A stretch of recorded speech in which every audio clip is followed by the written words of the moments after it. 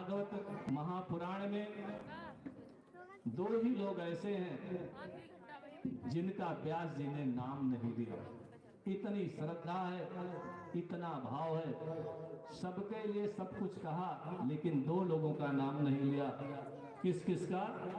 एक श्री राधा महारानी का और दूसरा सुदामा जी का। श्रीमद् भागवत में कहीं सुदामा जी का नाम नहीं आया है। हम लोग भागवत की कथाएं सुनते हैं परंपरागत रूप से। कथाकार कहते हैं कि सुदामा जी बड़े दीनहीन थे, बड़े गरीब थे, उनके घर में खाने के लिए अन्न नहीं था, पीने के लिए पानी नहीं था, अपनी गरीबी, अपनी किस्मत पर हमेशा दुखी रहते थे, ऐसा लोग कहते हैं। कोई कहते हैं कि सुदामा जी चना चबा लिए थे चोरी करके, इसलिए बहुत गरीब थे। तो सब लोग उनकी गरीबी का रोना रोते हैं। लोग गाना बनाते हैं कि देखो देखो या गरीबी का आलम।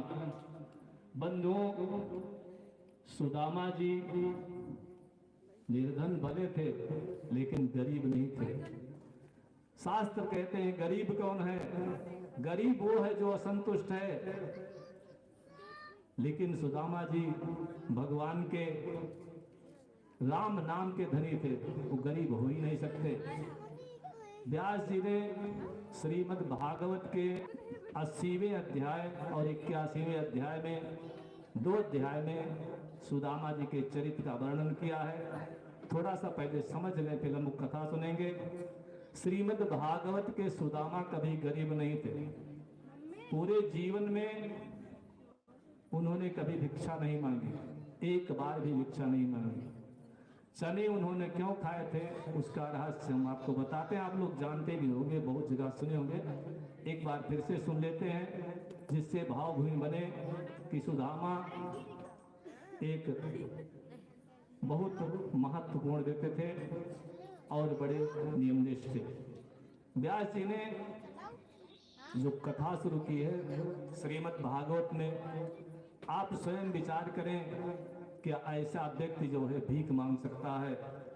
कृष्णस्यासी कथा, कृष्णस्यासी सखा कश्चित् ब्राह्मणो ब्रह्मवेत्तमः विरक्ता इंद्रियार्थेषु प्रशांतात्मा जितेन्द्रिया। नाम नहीं लिखा। कहते हैं कृष्ण का कोई एक सखा था।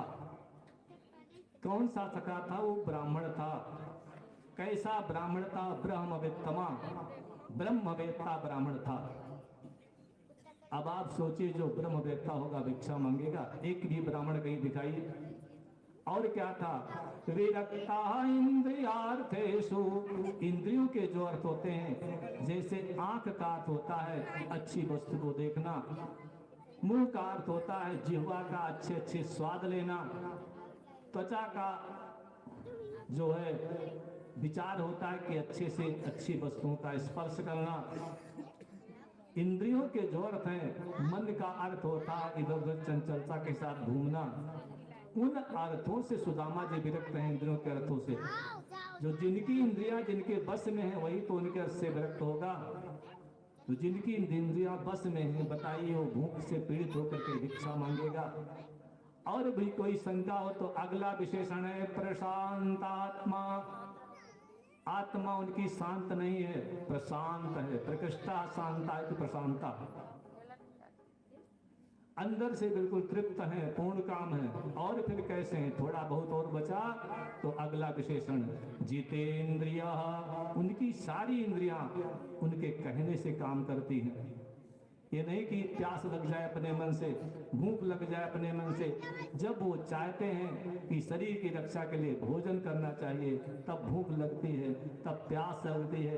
किसी ने कहा, कथा में हमने भी सुना है कि सुदामा के यहाँ छोटे छोटे बच्चे थे, भूख से किलबिलाते रहते थे। भागवत जी के सुदामा के यहाँ कोई बच्चा नहीं, भाई मुझे पुस्तक में लिखा दिखा नहीं दे सकता। कुछ लोग कहते हैं सुदामा जी चावल की कनकी लेकर के गए थे। भागवत जी के सुदामा चावल की किनकी लेकर नहीं गए थे। आगे अभी पता लगेगा क्या लेकर के गए थे। जो समीचीन था, जो भगवान को प्रिय था, सुदामा जी वही लेकर के भगवान को टूटी किनकी नहीं प्रिय है। भगवान को भात प्रिय है, चावल प्रिय है, कनकी नहीं। लेकिन अपना अपना भाव है, अपने अपने भाव से कथा का आनंद लिया जाता है। और कहते हैं जब कृष्ण सुदामा गुरु जी के यहाँ विद्या अध्ययन कर रहे थे, वहीं पर सुदामा जी की और कृष्ण जी की जो है मित्रता हुई थी। उसका कारण क्या था? गुरु पत्नी ने कहा, कन्हैया ये जो बालक है सुदामा, इसका तुम ध्यान रखना, क्योंकि इसने अयाचित व्रत लिया है कि बिना मांगे कुछ मिल जाएगा तो पा लेंगे, और बिना मांगे नहीं मिला तो जय श्रीमन नारायण। तो इसका ध्यान रखना कि सुदामा ने पानी पिया कि नहीं पिया, सुदामा ने भोजन किया कि नहीं किया। ये किसी से कभी कुछ मांगता नहीं है, तो कहीं भूखे न रह जाए ब्राह्मण बालक। कृष्ण को ये जो है दायित्व जो है समझा, गुरु पत्नी ने सौंप दिया। कृष्ण सुदामा की मित्रता का यही कारण था कि उस पूरे गुरुकुल के विद्यार्थियों में सुदामा जी थे जो अयाचित व्रती थे। यदृच्छा लाभ संतष्टा, मिल गया तो ठीक, नहीं मिला तो ठीक, कभी किसी से शिकायत नहीं किया। अब वो जो चने की बात आती है, एक दिन गुरु पत्नी ने कहा भोजन बनाने के लिए, हवन के लिए लकड़ियों का अभाव है, कृष्ण सुदामा को लेकर के जाना और जंगल से लकड़ियां लेकर के आना। कृष्ण सुदामा चल पड़े। लकड़ी पेड़ पर चढ़ के छोटी छोटी पतली लकड़ियां तोड़ी जाती थी, गट्ठर बांध करके जंगल से लाया जाता था। बच्चे सुबह जा रहे हैं, आने में शाम हो जाए, देर हो जाए तो क्या होगा? जब सुबह ये लोग निकले, आश्रम में कोई भोजन नहीं बना था, कहीं से थोड़ा सा चना आया हुआ था, रखा था। उस चने की पोटली को गुरु माता ने देखा, सुदामा जी को दे दिया, इस पोटली को ले जाना और जब भूख लगे दोनों लोग मिल बांट के खा लेना। सुदामा जी अयाचित व्रती ब्राह्मण है, नित्य 1100 गायत्री मंत्र का जप करते हैं, ब्रह्म तेज से संपन्न है। जैसे हाथ में वो चने की पोटली आई, उनको चने की पोटली के पीछे का श्राप दिखाई दे दिया। बंधुओं, वो चने की पोटली एक अत्यंत निर्धन ब्राह्मणी की थी, जिसे वो भिक्षा में मिली थी। उसने सोचा कल इस चने को भगवान का भोग लगाएंगे, ठाकुर जी का, और यही प्रसाद पाएंगे। घर में कुछ था नहीं।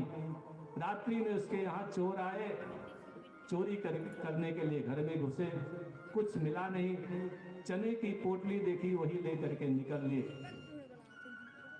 बुढ़िया की आंख खुल गई, उसने देखा मेरे चने भी जा रहे हैं, अब कल मैं अपने गोविंद भगवान को क्या भोग लगाऊंगी। बुढ़िया चिल्लाते हुए दौड़ी, चोर भाग गए। बुढ़िया ने श्राप दे दिया, ये मेरे चने ले जाते हो, इस चने को जो खाएगा वो 7 जन्म के लिए दरिद्र हो जाएगा। सुदामा जी जैसे चने की पोटली को हाथ में लिए गुरु माता ने दिया, उस बुढ़िया का श्राप उनके सामने आ गया। सुदामा ने उसी क्षण निश्चय कर लिया कि मेरा मित्र, मेरा प्रभु, मेरे इष्ट देव गोविंद भगवान अगर दरिद्र हो गए 7 जन्मों के लिए, तो पूरा त्रिलोक ही दरिद्र हो जाएगा। त्रिलोक को दरिद्रता से बचाने के लिए मेरे सुदामा ने अपने भगवान को सदा सर्वदा धनवान बनाए रखने के लिए उन दरिद्रता के श्राप वाले चनों को स्वयं खा लिया। ये था उन चनों का रहस्य। और बाकी सुदामा जी नहीं थे कि भूख लगी थी, अकेले अकेले सारा चना गटक गए, जैसा लोग करते हैं। चलिए हम लोग कथा में आगे चलते हैं। ऐसा जो ब्राह्मण था, ब्रह्मवेत्ता ब्राह्मण, इंद्रियों के अर्थों से विरक्त, प्रशांतात्मा, जितेंद्रिय, और क्या था? यदृच्छयोपपन्नेना वर्तमानो ग्रहाश्रमी तस्य भार्या कुचैलस्य छुच्छामासा तथा विधा। जो भी उनको मिल जाता था भगवान की कृपा से, उसी से अपने जीवन को चलाते थे। ऐसे ब्राह्मण थे और आनंद पूर्वक अपने घर में रहते थे। और जब भी पति पत्नी एकांत में होते थे, लेटते बैठते थे, तो सदा भगवान की चर्चा करते रहते थे। कैसे? हम लोग जब पति पत्नी एकांत में होते हैं तो पता नहीं किस किस की बुराइयां बतलाते हैं। फलाने की पत्नी को नई साड़ी आई है, उनका एक अच्छा वाला टीवी आया है, उनके लड़के की नौकरी लग गई, हमारे साथ तो भगवान ने कुछ अच्छे नहीं किया। हम लोग ये करते हैं। और उनकी पत्नी चौराहे पर काल बहुत बात कर रही थी, परसों उसने बाजार में गोलगप्पे खाए थे, हमने देखा। पता नहीं क्या क्या बतियाते हैं। लेकिन ये दोनों पति पत्नी जब इकट्ठे होते हैं, संसार से दूर होते हैं, तो भगवान की चर्चा करते हैं। कहते हैं मेरे मित्र, मेरे कन्हैया, मेरे गोपाल, हम लोग जब गुरुकुल में पढ़े तो क्या ही आनंद था। वो साक्षात लक्ष्मीपति हैं, उनके यहाँ कोई कमी नहीं है। ऐसे पत्नी से जो है बताते रहते हैं। पत्नी ने एक दिन ऐसे बात में कह दिया कि महाराज, आपके मित्र इतने बड़े हैं, अच्छा ये बताओ कि कभी आप अपने मित्र से मिलने के लिए विद्यार्थी जीवन के बाद गए नहीं? कभी तो जाना चाहिए। या उन्होंने कहा था कि सुदामा मेरे यहाँ कभी मत आना? सुदामा जी ने कहा देवी ऐसी बात नहीं है, उन्होंने कहा था सुदामा जरूर आना, लेकिन मैं नहीं गया, क्योंकि अब वो बड़े व्यक्ति हो गए हैं, त्रिभुवन के राजा हैं, उनके पास सोने की द्वारिका है, और उनके यहाँ जो भी जाता है तो कुछ ना कुछ मांगने के लिए जाता है। और आप तो जानते हो मैं बचपन से ही अयाचित प्रति रहा हूँ, मैंने आज तक किसी से कुछ मांगा नहीं। अगर मैं गया और मेरे इस दुबले पतले शरीर को, जीर्ण वस्त्रों को पहने हुए किसी ने देखा और कहीं मेरे गोविंद की निगाह पड़ गई, तो कहीं वो ऐसा ना समझ ले कि सुदामा ने अपने व्रत का त्याग कर दिया और अब वो याचित प्रति हो गया, मांगने खाने वाला हो गया। तो पत्नी ने कहा नहीं, पत्नी का काम है, पत्नी उसे कहते हैं जो अपने पति को भगवान से मिला दे। जो भगवान से दूर कर दे वो पत्नी नहीं है। तो उन्होंने कहा कोई बात नहीं, आप जाइए, आपको वहां कुछ मांगना नहीं है। ऐसे दिव्य पुरुष का एक बार फिर दर्शन करना चाहिए। और क्या आपके प्रति उनका विश्वास इतना कमजोर है कि आप जाएंगे तो आपको भिखारी समझ लेंगे? ऐसा नहीं हो सकता। शकल से ही पता लग जाता है कौन भिखारी है और कौन तपस्वी है। आपके चेहरे पर जो तपस्या का तेज है उनको अवश्य दिखाई देगा। और जाइए, एक बात और भी है महाराज जी, भले आप उनसे कुछ न मांगे, लेकिन अगर उनको ये स्मरण आ गया, हो सकता है राज्य कार्य की व्यस्तता में आपको भूल गए हों। जैसे हमारे आपके साथ में पढ़ने वाला कोई व्यक्ति बड़ा अधिकारी हो जाए, मुख्यमंत्री बन जाए, प्रधानमंत्री बन जाए, और फिर संजोग से हमारी उसकी मुलाकात हो जाए, तो कुछ कहने और मांगने की आवश्यकता नहीं है, तो खुद ही सहेगा कुछ उनके साथ अच्छा करना चाहिए। तो उनकी पत्नी ने कहा कि जाइए, वहां से कुछ मिल गया तो कुछ हम और अच्छा धर्म कर्म करेंगे। तो सुदामा जी ने कहा जाने की इच्छा नहीं कहती है। पत्नी ने एक बहुत बड़ी बात कही, वहां जाने से क्या फायदा हो गया? सएवं भार्यया विप्रो बहुशः प्रार्थितो मृदो अयं हि परमो लाभ उत्तम श्लोक दर्शनम। वहां जाने का सबसे बड़ा लाभ क्या है कि परमात्मा का दर्शन हो जाएगा, और जिसे परमात्मा का दर्शन हो जाए उसको तो कोई अभाव रह ही नहीं सकता। इसलिए आप जाइए, एक बार जरूर जाइए। इधर उधर से जाना और दूसरे लोगों से मिलना अच्छा नहीं है। इसलिए मेरी प्रार्थना है कि आप एक बार जरूर जाओ। अगर वहां जाओगे और भगवान की निगाह पड़ जाएगी तो क्या होगा? है न्यायी भी करुणा कर भी जब तुमको दीन निहारेंगे, जब तुमको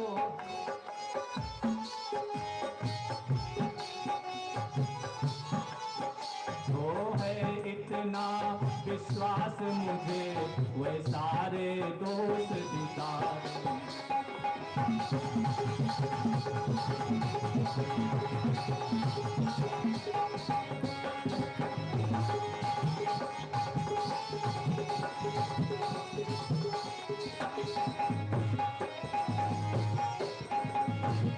थोड़ी कथा सुनने में आपको अटपटी अवश्य लग रही होगी, लेकिन ये भागवत जी की कथा मैं आपको सुना रहा हूँ, कहीं से कुछ ला करके मैंने मिलाया नहीं है। तो सुदामा की पत्नी ने कहा कि जाओ, न कुछ मांगना और न कुछ लाना, केवल भगवान से हाथ जोड़ करके क्षमा मांग लेना कि प्रभु अब तो जीवन का उत्तरार्ध हो गया, तब आपसे मिलने आया हूँ। आज तक मैं आपकी शरण में नहीं आ पाया, ये मेरी गलती है, मुझे क्षमा करें। इस कारण मेरी सम्मति है, भरतार द्वारका को जाओ। भरतार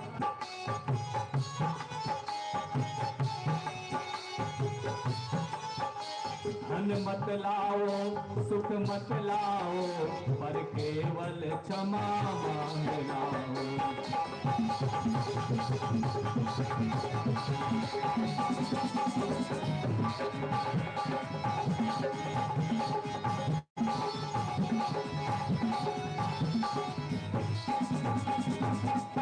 तो सुदामा को धन की इच्छा होती तो बिगड़ते नहीं। आज सुदामा पहली बार अपनी पत्नी के ऊपर बिगड़ गए। तुम क्या मुझे सिखा रही हो? मैं जाऊंगा और किसी ने कह दिया, सभासदों ने, किसी द्वारपाल ने कि ये भिखारी आया भीख मांगने, तो मेरी तो नाक ही कट जाएगी। तुम समझती हो कि उनके यहाँ जाऊंगा और बहुत कुछ दे देंगे, मैं जाऊंगा नहीं। वह मुझे कोठियां भर देंगे, जो जाकर तेरे लगाऊंगा, जो जाकर।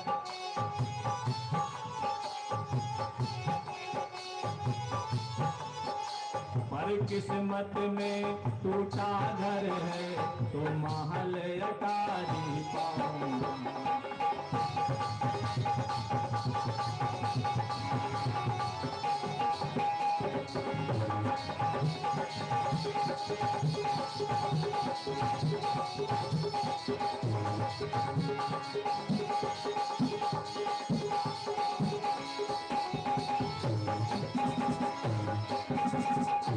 आगे कहते हैं, लेकिन फिर भी मैं जाऊंगा, जीवन का उत्तरार्ध है, अयम ही परमो लाभो उत्तम श्लोक दर्शनम, भगवान का दर्शन हो जाएगा। यदि यह सच है तो मैं जाऊंगा, तो कुछ लेकर ही आऊंगा, तो कुछ लेकर ही आऊंगा।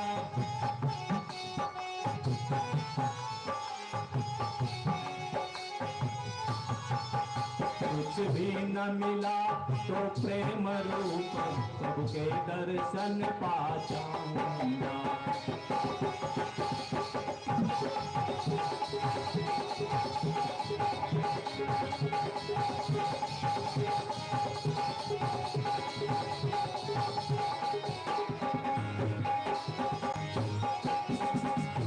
कन्हैया पत्नी से कहते हैं, प्रिय ठीक है, और मेरा भी मन है, आप भी कह रही हैं, तो मुझे कुछ जाना चाहिए।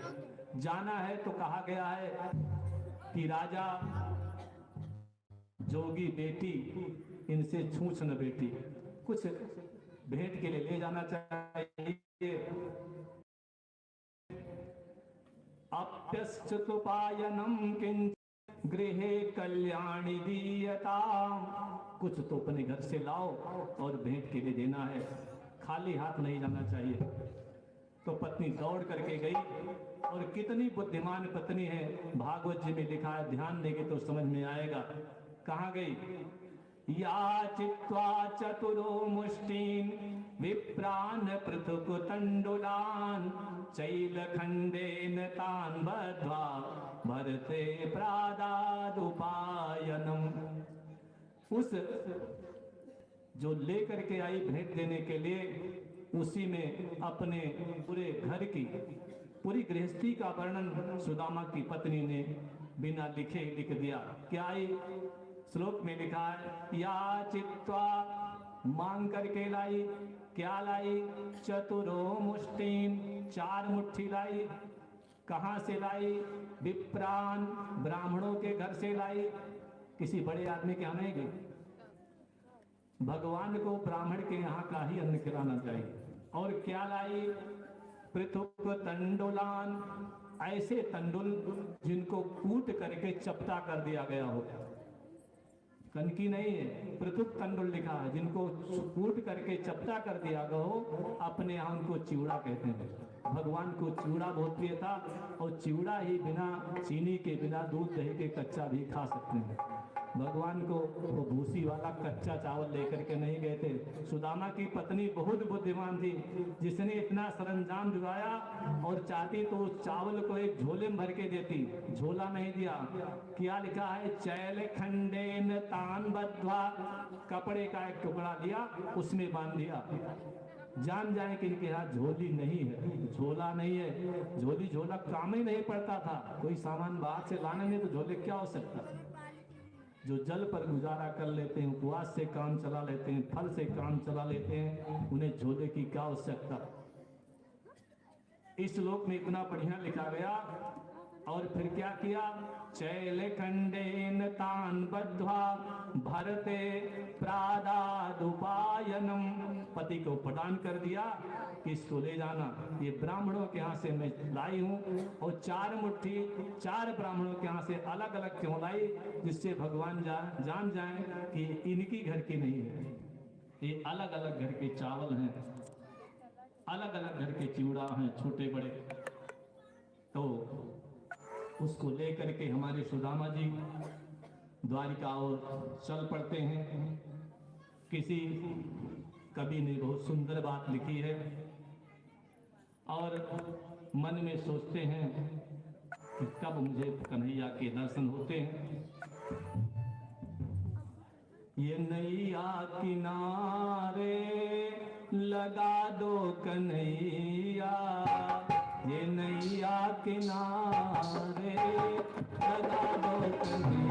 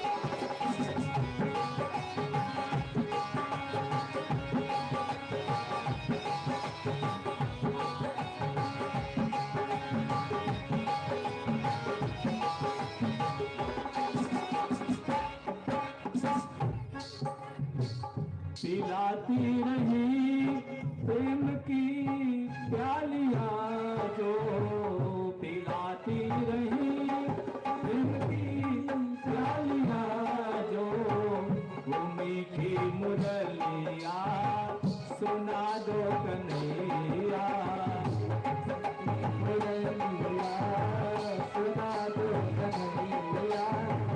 ये नैया किनारे लगा दो कन्हैया, ये नैया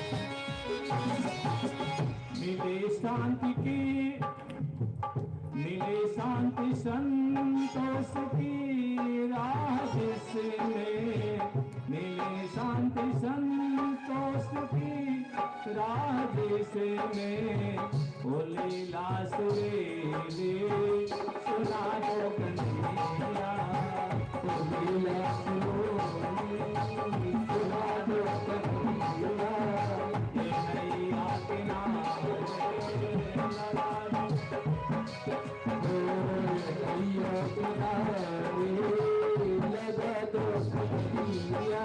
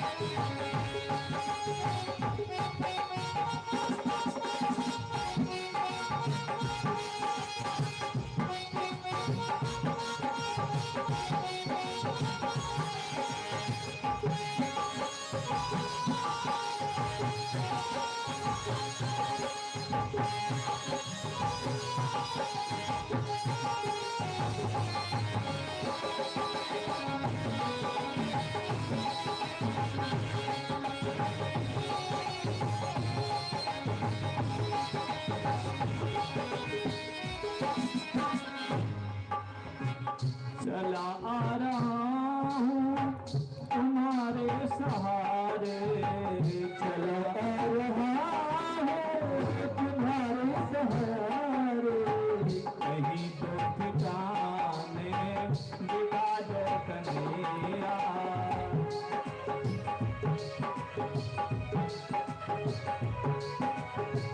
नैया तुम्हारे लगा दो कन्हैया, नैया किनारे लगा दो कन्हैया, नैया किनारे लगा दो कन्हैया, नैया किनारे लगा दो कन्हैया, गरीबी के आगे बुझा दो कन्हैया, गरीबी के आगे बुझा दो कन्हैया, नैया किनारे